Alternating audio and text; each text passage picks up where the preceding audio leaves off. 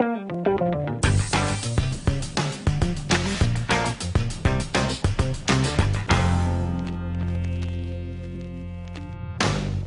la 7e session à Kigali au Rwanda en 2016, c'est au tour de Dakar au Sénégal d'accueillir la 8e session de l'Assemblée générale annuelle du Fonds de solidarité africain. Cette Assemblée générale des conseils des ministres des Finances des États membres du FSA, qui s'est tenue le 27 juillet 2017, s'inscrit dans le cadre d'évaluation et d'approbation des résultats escomptés de la dite organisation. Elle a également procédé au contrôle et à la prise de décision concernant la gestion du fonctionnement et l'administration du fonds. Aussi, il a été soumis à cette session des dossiers et rapports importants représentant les résultats financiers et résolutions maintenues lors de la dernière session. Au cours de cette Assemblée générale, il a été soulevé la question des engagements des États membres au titre de l'année 2017 qui se chiffre à hauteur de 7,500 milliards de francs CFA en ce qui concerne le capital et 1,750 milliards au titre de bonification.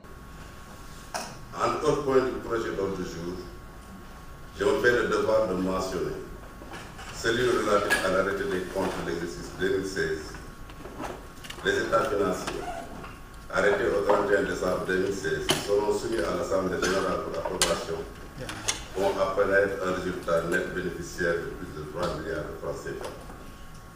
Au-delà des chiffres, ce résultat traduit la nouvelle dynamique du Fonds de solidarité africain depuis ces 2 dernières années.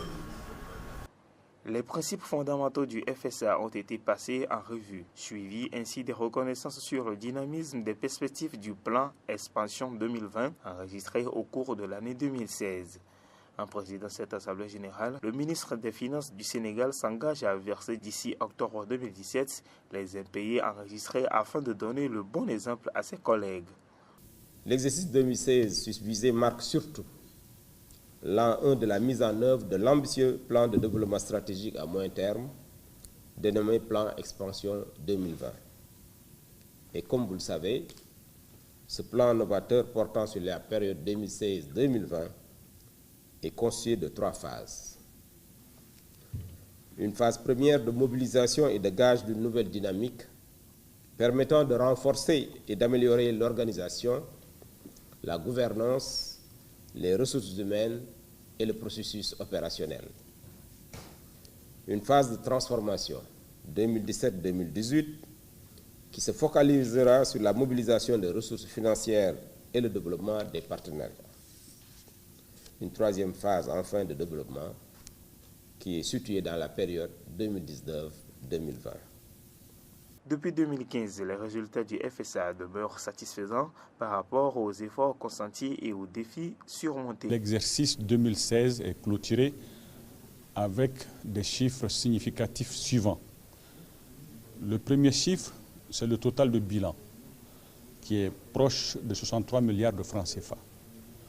Le deuxième chiffre, ce sont les fonds propres effectifs, plus de 17 milliards de francs CFA. Et le troisième chiffre qui me paraît important, c'est le résultat bénéficiaire de l'année 2016, 3 milliards 54 millions de francs CFA. À cela, on peut ajouter avec beaucoup de plaisir le coefficient d'exploitation qui est de 0,93, c'est-à-dire que pour chaque franc qui a été sécrété par l'activité du Fonds de solidarité africain, on a dépensé 93 centimes.